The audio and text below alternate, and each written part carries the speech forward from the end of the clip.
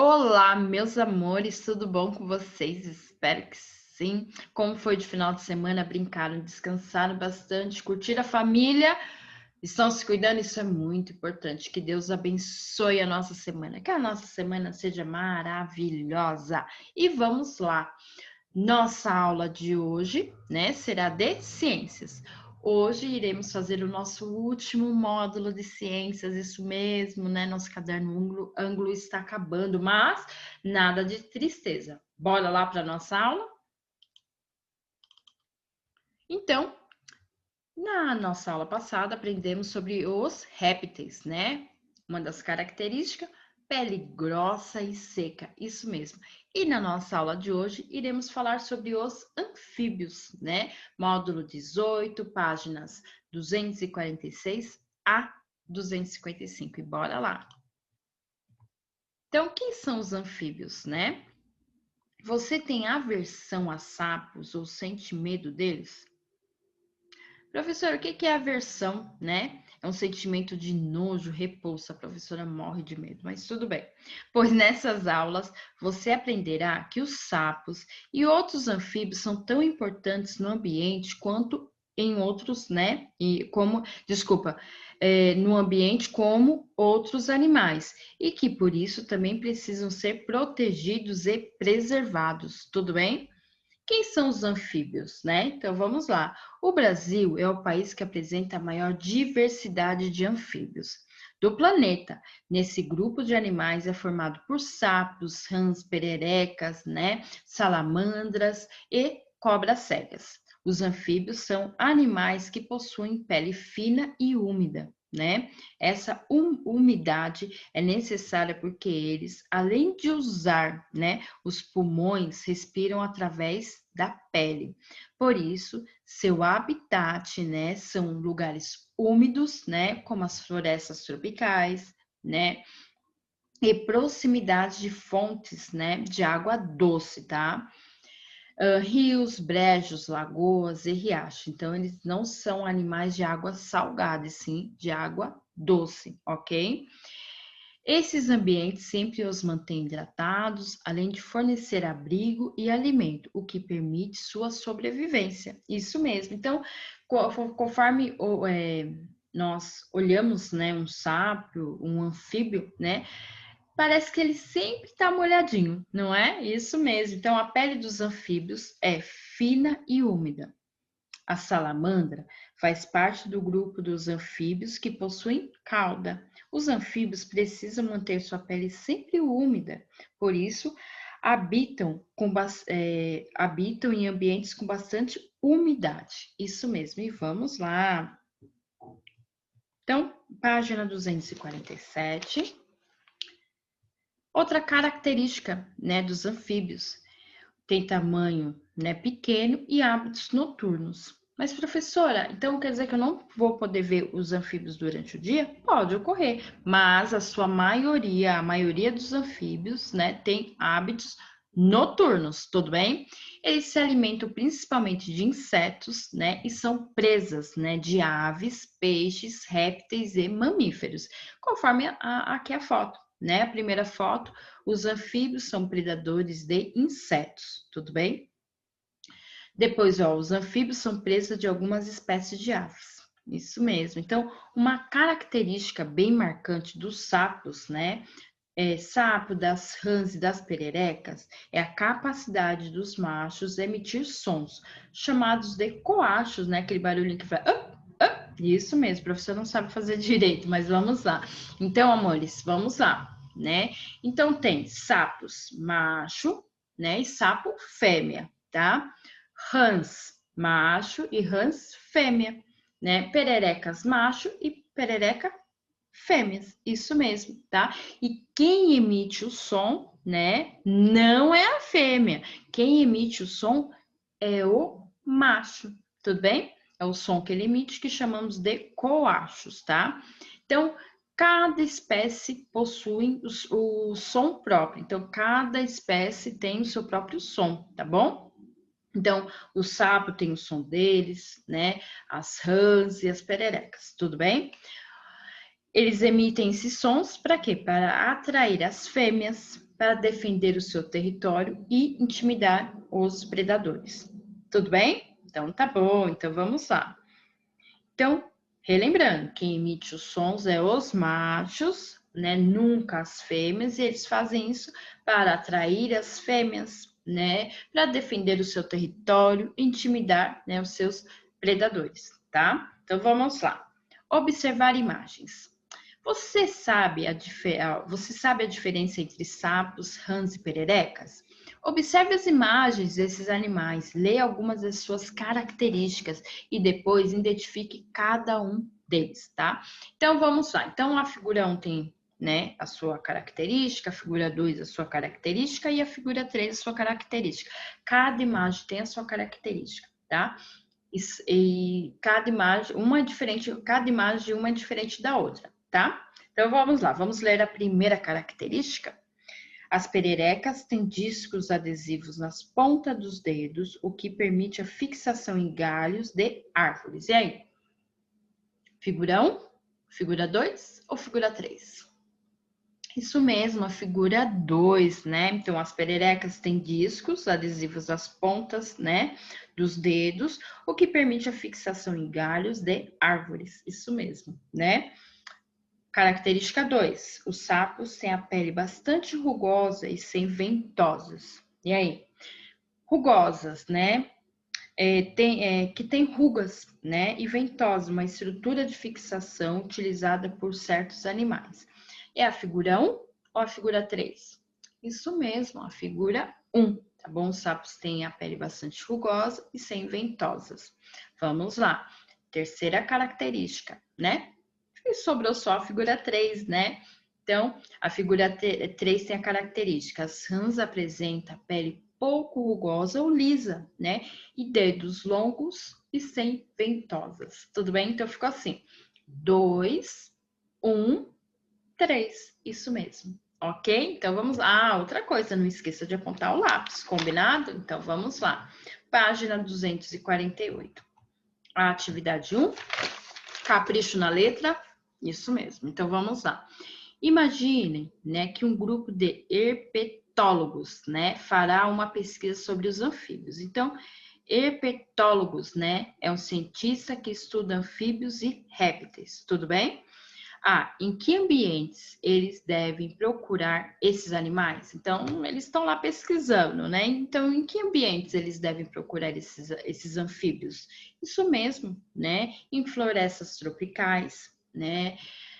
Próximos também, né? De brejos, rios, lagoas, né? Lago, né? Riachos, isso mesmo, né? B. Qual é o melhor período do dia para procurá-los e o porquê? À noite, isso mesmo, pois a maior parte dos anfíbios, né, tem hábitos noturnos. Acertaram. C.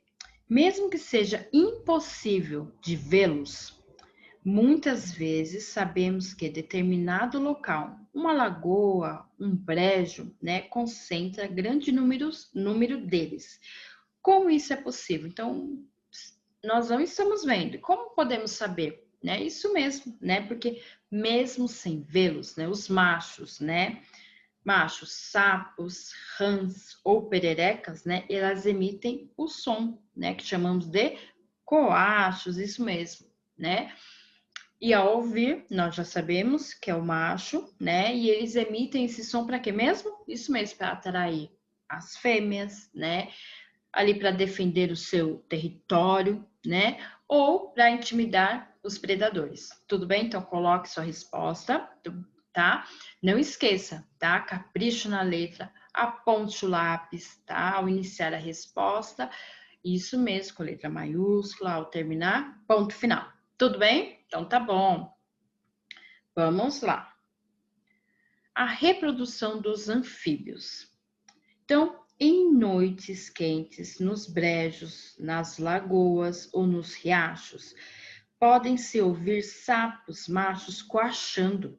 Isso ocorre porque as fêmeas, atraídas por esse canto, né, vêm até os machos para o acasalamento, né? Então, os machos, eles emitem o som para quê? Para atrair as fêmeas, tá bom? Então, a partir desse canto, né, as fêmeas vão até os machos, tudo bem? Então, ó, apenas os machos de sapos, rãs e pererecas coacham, né? Cada espécie tem o próprio canto, ok? Então, vamos lá. Então, página 249. Após o acasalamento, né, os ovos são acomodados, né, dentro da água ou em ambientes úmidos, margens de rios, lagoas e etc. Debaixo de pedras, em poças de água ou onde eles ficam protegidos por uma camada gelatinosa ou dentro de uma espuma, tá? Então, ó, conforme estamos vendo aqui, a perereca com seus ovos protegidos por uma camada gelatinosa. Na segunda imagem, ó, ovos de sapo protegidos por uma espuma, ok? Então, vamos lá. Depois de saírem dos ovos, os filhotes chamados de girinos, né, passam por grandes transformações, num processo chamado de metamorfose. Isso é muito importante. O que seria uma metamorfose? Né? Uma mudança completa de forma do corpo do animal, que ocorre durante seu ciclo de vida. Então, toda vez que vocês escutarem essa palavra metamorfose, você já sabe, né, que é uma grande transformação. Então, é uma mudança completa de forma, né, do corpo do animal, né, que ocorre durante seu ciclo de vida. Tudo bem? Então, vamos lá. Os girinos, né, assemelham-se aos peixes porque respiram como eles e vivem na água. Nessa fase, eles não se parecem nem um pouco com o anfíbio adulto. Observe na ilustração abaixo o ciclo do desenvolvimento de uma perereca, desde o ovo até a fase adulta. Note as transformações que ocorrem no corpo do animal em cada uma das fases. Então, vamos observar, né? Então, vamos lá. Primeiro, né? Os ovos, tá? Conforme tá nessa imagem, né? Segundo, eles são gerinos, isso mesmo, né? 3, gerinos com cauda e patas traseiras. Então, as patas, então ele tem cauda, né? E as patas que nascem primeiro são as patas de trás, né? As traseiras. 4, girinos com cauda, né? Patas traseiras e dianteiras. Então, ele já tem, né? A pata traseira e a dianteira, né? 5, rãs com cauda curta. Então, conforme a sua transformação, a sua cauda começa a ficar curta, tá bom? E na última fase, né, a rã adulta não tem cauda. Isso mesmo, tá? Certo? E quando ele já rã adulta, já consegue viver, né, fora da água. Tudo bem? Tá? Então, o desenvolvimento de uma perereca do ovo à vida adulta. Isso mesmo. Então, vamos lá? Página 250, atividade 2. Veja as informações, né? E as etapas do desenvolvimento de um sapo. Então, vamos lá. Então, a primeira, né? Conforme observamos aqui, né? Ele é um girino, não é isso? Tá? Depois o 2, né? O girino, né? Com isso mesmo, par de patas traseiras e com a cauda, isso mesmo. Então, um girino com cauda, né? Longa, né? E com par de patas traseiras. A 3, né? É um girino com caudas, né? Com par de patas traseiras e dianteiras. Tudo bem? 4, isso mesmo, né? Um sapo, né? Com cauda curta, porque aí a cauda dele começa a encurtar. E 5, né? Um sapo na fase adulta. Mas, professora, na página 249, podemos observar o quê? Que ali o desenvolvimento dele tinha 6 fases, isso mesmo. Mas aqui nesse exercício, eles não colocaram a fase dos ovos, tá bom? Eles tiraram. Então, por isso que aparece assim, tá bom? Tá? Então, aí aparece só 5 fases, tá? Então, ok. Então, numere, não esqueça de numerar, tá? As fases aqui, ó, porque na ata C, enumere na sequência que ocorre, ok? B, anote quais são as mudanças que ocorrem no corpo do sapo em cada uma dessas fases. Foi exatamente como a professora acabou de falar, né, de explicar para vocês. Então, a primeira fase, né, primeiro, girinos, isso mesmo. Segundo, né, girinos com cauda, né, e com par de patas traseiras, né? Depois a 3, girinos com cauda, né, com par de patas dianteiras e traseiras, tá? 4, sapo com cauda curta, isso mesmo. E 5, né, o sapo já na fase adulta. Tudo bem? Então, capricho na letra e anote direitinho, tá? Qualquer dúvida, vocês podem me chamar no Telegram, combinado? Então, vamos lá. Página 251. Estratégias de sobrevivência. Então, vamos lá. Nos locais de reprodução dos anfíbios, como margens de rios e lagoas, é comum encontrarmos uma grande quantidade de árvores e outras plantas. Toda essa diversidade de seres vivos fornece alimentos e abrigo a diversas espécies de animais, incluindo os predadores dos próprios anfíbios. Mas como os anfíbios se defendem, já que não possuem unhas, escamas ou garras? Algumas espécies de sapos, rãs e pererecas defendem-se recorrendo a estratégias de camuflagens, ou seja, tornando-se pouco visível aos seus predadores. Então, podemos observar nas duas primeiras imagens, né? Uma ave com sapo, né? Com anfíbio, a outra cobra também, né? Já as duas imagens abaixo mostram pra gente o quê? Eles se camuflando, né? Olha só, dá nem para perceber, não é? A gente tem que olhar bem mesmo, porque, né, eles se camuflaram bem aqui. Então, contudo, muitas espécies de anfíbios, né, tornam-se presa fáceis, pois são coloridas e ficam bem visíveis em seu ambiente. Para compensar essas desvantagens, né, a pele desses animais possui uma substância de gosto desagradável ou tóxicas, capazes de matar aquele que se aventurar, né, a comê-los, né? Então, podemos ver aqui, né, a rã dardo dourada, é a espécie de rã mais venenosa do mundo, né? Logo abaixo, o sapo cururu tem glândulas, né, de veneno atrás dos olhos, isso mesmo. Então, outras estratégias de sobrevivência, né, de alguns anfíbios são as glândulas produtoras de veneno, localizadas, né, atrás dos olhos. O veneno é emitido quando essas glândulas são comprimidas, ou seja, quando elas são apertadas, né? O que só ocorre durante o ataque de um predador. Assim, quando uma serpente abocanha, né, um sapo que tem essas glândulas, né, ela logo sente o gosto ruim do veneno e rejeita a presa, facilitando a sua fuga. Ou seja, né, amores, tem muitas pessoas que falam assim, eu não gosto de rã, de sapo, porque elas são venenosas. Não, amores, elas não atacam, né? Elas não têm, na pele dela não tem veneno, né? Porque o veneno que tem, que esses sapos, esse sapo, rã tem, o que acontece? Fica dentro do corpo delas, conforme tá aqui, ó.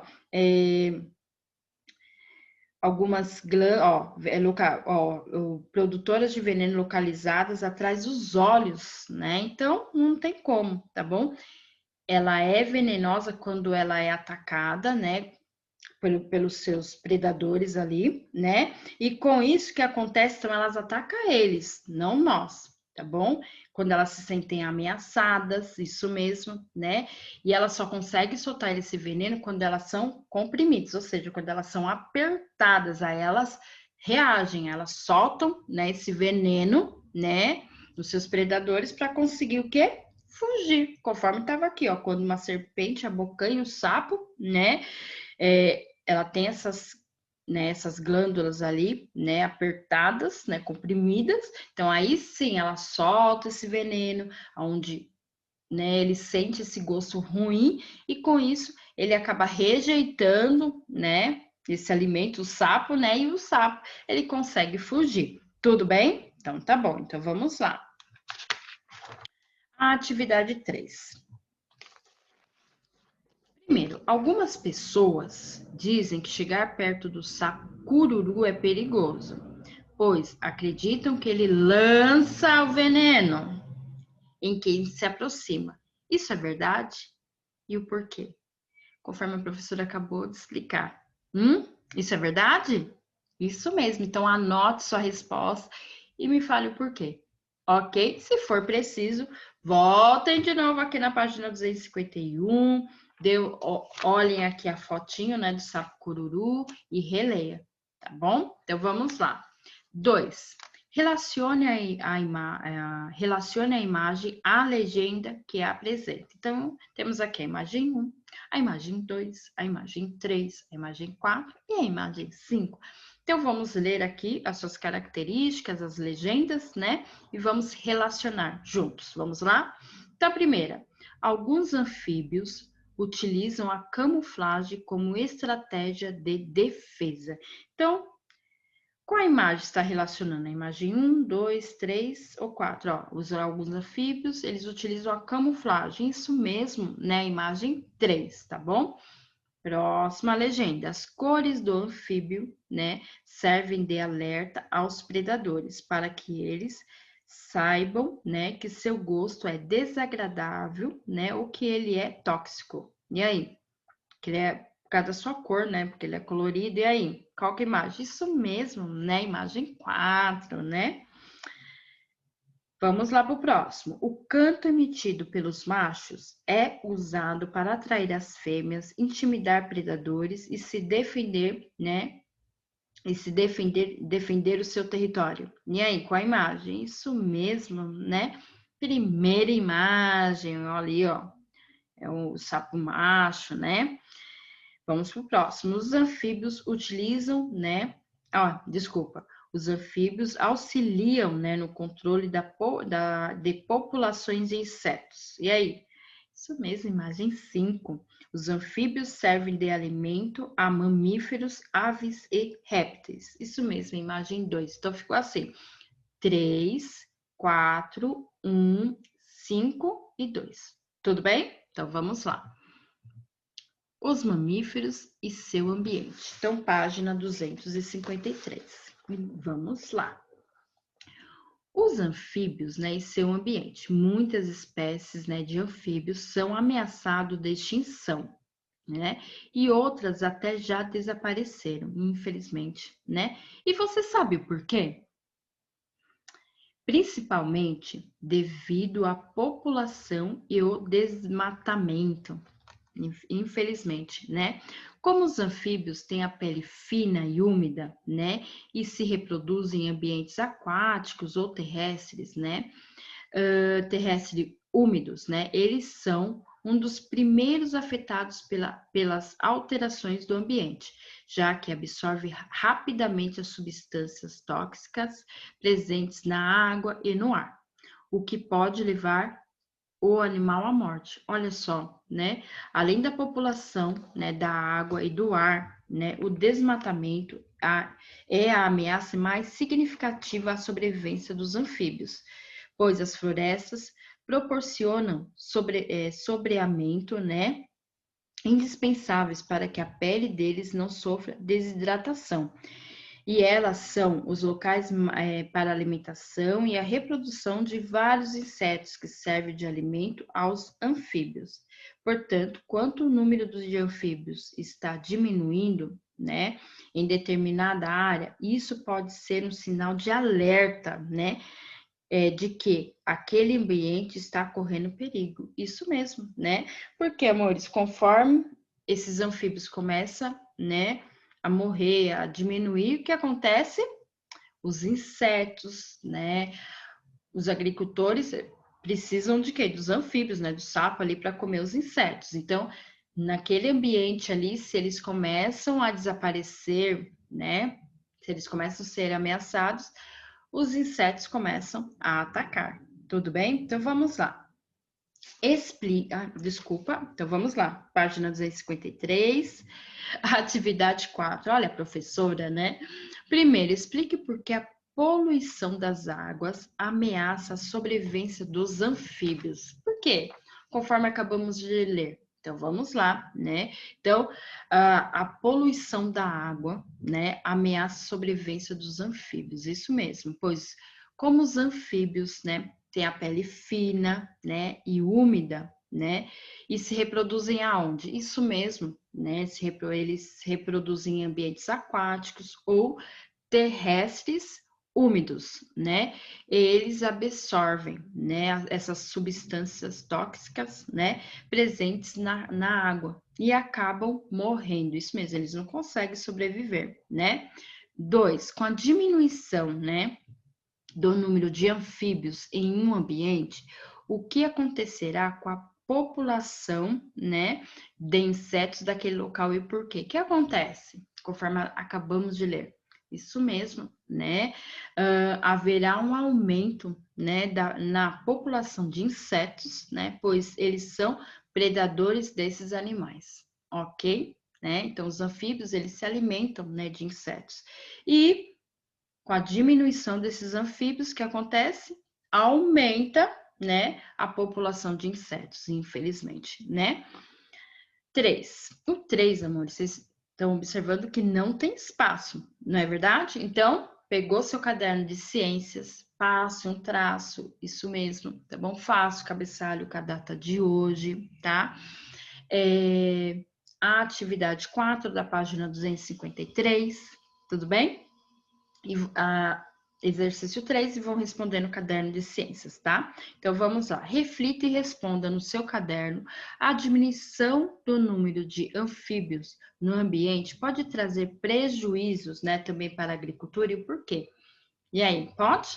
Sim, né? Com a diminuição dos anfíbios, né? Pode trazer sim, né, prejuízo para os agricultores, pois aumenta o número, né, de insetos, né, que se tornarão pragas, alimentando, eles se alimentam do que mesmo? Isso mesmo, das plantações. Então, isso sim prejudicaria muito os agricultores, ok? Então, vamos lá. Agora, página 254, exercício 4. Complete o esquema com as palavras e expressões abaixo, né? Então, aqui são todas as espécies que estudamos esse bimestre, as aves, né? Os répteis e os anfíbios. Então, vocês vão completar conforme as expressões que estão aqui nesse quadro. Então, ó, o zoológico tem a função de lazer e cultura, né? Conservação de espécies, ameaçada de extinção. Aí depois, coluna vertebral, desmatamento, queimadas, a poluição da água, né, e do ar, répteis, mamíferos, né, possuem, né? Então, complete direitinho, tá bom? Qualquer dúvida, vocês podem me chamar. Combinado? Então, vamos lá. Lição de casa, página 255. Então, vamos lá.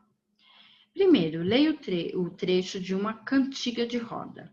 O sapo cururu, na beira do rio, quando o sapo canta a manhinha, é porque tem frio. Então, vamos lá. A. Que informação, né, científica está correta na canção? O que está correto aí nessa canção? O que vocês acham, né? A informação que o sapo cururu vive aonde? À beira do rio. Isso mesmo, né? Como os outros anfíbios também, ok? B. E qual está incorreto e por quê? E aí, qual que está incorreta? O que vocês acham nessa canção? Isso mesmo, que o sapo está com frio, né? Porque o canto, né, ou coachar desses anfíbios, né, serve para atrair as fêmeas, né, no momento do acasalamento ou para se defender, não é? Ou, né, para defender ali o seu território ou para intimidar quem? Os predadores. Isso mesmo. Então, anote sua resposta, tá bom? C.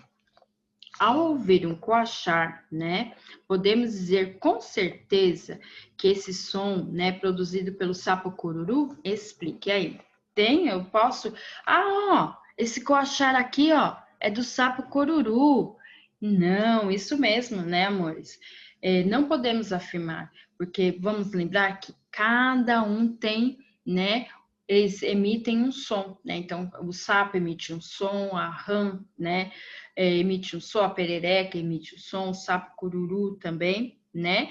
Então, não podemos afirmar, tá bom? Certo? 2. Então, 2, amores, vocês irão, ó, recorte as figuras do anexo 4, cole na sequência em que ocorre a metamorfose, né? A transformação, né?